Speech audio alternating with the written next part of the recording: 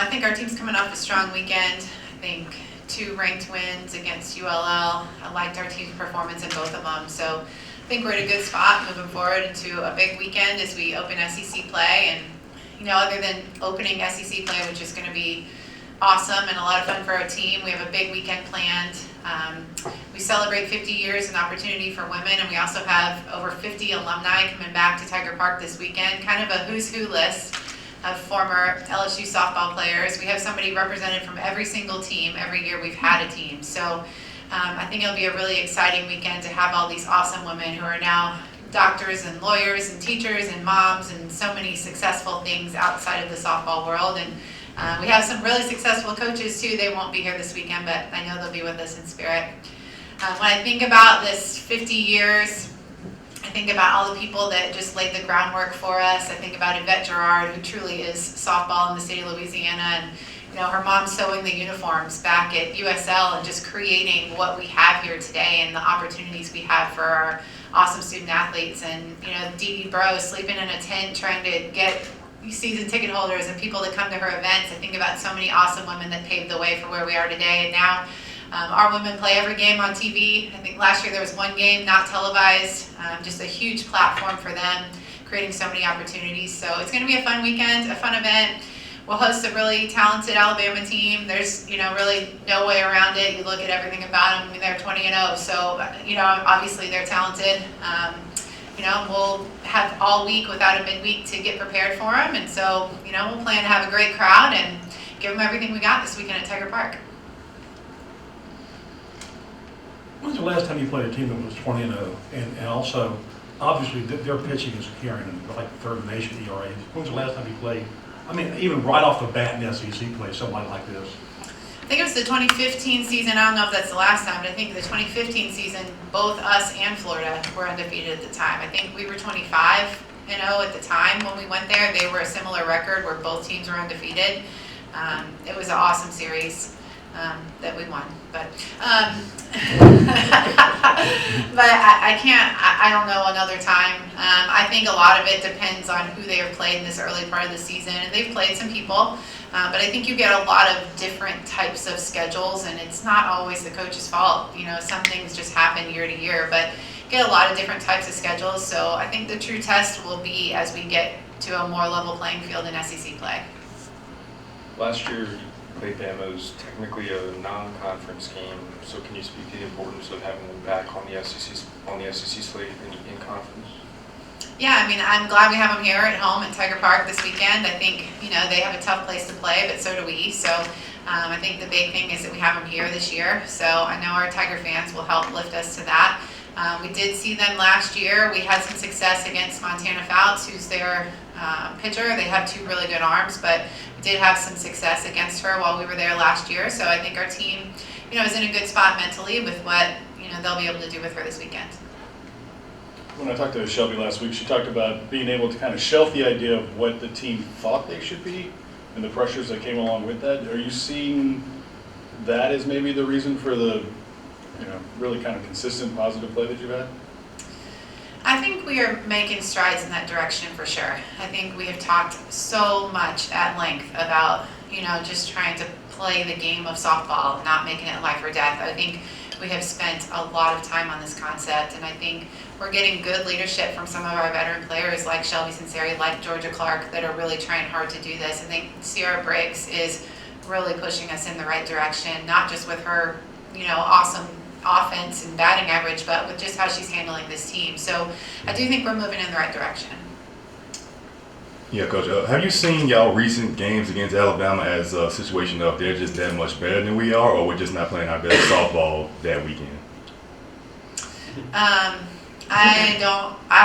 guess we're talking about when they were here in 2019. Is that the last time they've been here? I mean, we haven't played them very much in recent years. We played them in 2019, 1 game against them last year, and we didn't see them in 2020. So, and I think before that, our record against them at home was extremely successful. So I'd say we had 1 bad series against them in our time here. So I think we'll be in good shape. We're going to give them our best shot, that's for sure. They were, like I said, Montana Fouts is really talented. She has a whole lot to do with their success right now. So having a good strategy and a good way to, attack her will be a big part of this series. I think also our pitching staff and our defense keeping us in it long enough so that our offense can do damage to her is going to be a big key. Obviously if they come out and score right away, I think it's going to deflate us a bit. So, we're going to have to keep battling through it as we go and try to give ourselves a chance to score off of her. Seemed like this past weekend, Taylor's bat kind of came around some. What have you been trying to solve with her as far as the big dip from last year as far as batting average? And is it maybe last year, who was batting in front of her, behind her? And what went right this week, and what are you seeing? This is really Taylor versus Taylor. I think she's just got to see what all the rest of us see, because to us, she's the best player in the country. She's incredible, and I think pressures and expectations, and she plays hard, so she's always banged up. Something's nagging her. It's not enough to keep her out of a lineup, but it's like always something there. I think when you combine it all, it's a lot for a young kid that still has 2.5 years left to play here. But I think she's getting through it. I think, she's understanding the mentality that she needs to have, and I'm definitely going to be right by her side trying to help her through it with everything that we can do. I think in hindsight, if I could have gotten her more prepared, maybe a little more time on the mental side of it, it probably would have helped, but, we're there now, and, we're trying to do what we can. But I think there's not a person at Tiger Park every day that doesn't believe wholeheartedly in what Taylor Pleasance is capable of. Coach, going back to just celebrating the women this weekend, it obviously brings so much joy to you. Just what does it mean to you personally, and just how much progress has been made in the sport and here at LSU in general? Yeah, I think too, just back to, I played in the SEC too, the first 4 years of SEC softball, and seeing it grow. I definitely couldn't hang where these girls are now, but seeing the growth of just SEC softball from then to now, and the incredible opportunities they have just to, make a name for themselves and make a career out of it and make a living. And I think some of them too use this platform to do so many great things, whether it be with their faith or their service or whatever it might be. They have such a platform that they can make change, and I think that is such an awesome opportunity for them that wasn't there even 5-10 years ago without the TV coverage and some of the media, and you guys all being here to support them too. I think you guys are super important to their journey and what they're able to do. And jumping off of that, how does playing in the SEC in softball prepare them for later in life after they graduate, after they leave the program? How does it prepare them for that?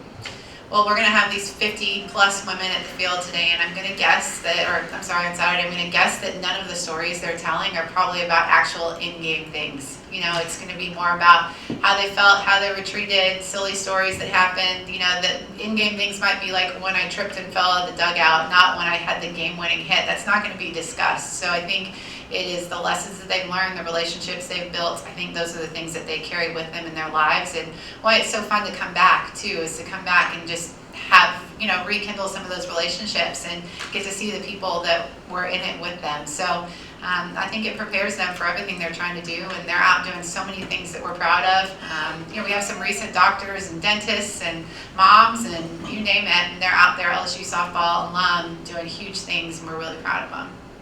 Does just the scaled back schedule help as well with focus and approach, those kinds of things? Obviously. It feels like the first time we can breathe all year, honestly. Just the scouting of one team versus 5. It's a fifth of the work, right, to try to prepare for this weekend. And maybe not quite a fifth, because obviously we have more information about Alabama than we would about some of our other opponents. But it's nice not having a midweek. I always try to not have one this week so that we can kind of reset. We start a whole new season this weekend, 0-0. We'll only be focused on LSU softball today. We won't be concerned about Alabama at all whatsoever, just trying to clean up some things in our game of how we can be better ourselves. And then we'll start thinking about them on, Thursday and Friday morning as we get going. But it's a great time to reset, get refocused, get ourselves right mechanically where we need to be, and just take a breath, Coach, can you touch on Shelby Wickersham and just her progress that she's made in her performance this past weekend, and her as a person?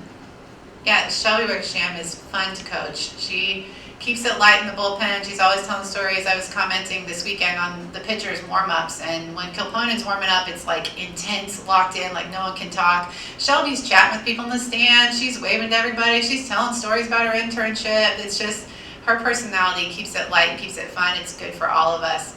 I think her legacy here at LSU is so cool too. I think about it all the time, and her dad in the stands, and I just remember the first time she took the field and he sent me a message talking about how awesome it was to see her wearing the same colors that he wore. So there's a lot of special things about Shelby Wickersham. I thought her performance this weekend was good, solid. I think she hadn't been out there in a while, so might not have been as sharp as she would have liked. I also think a pitcher like her throwing in the wind creates control issues.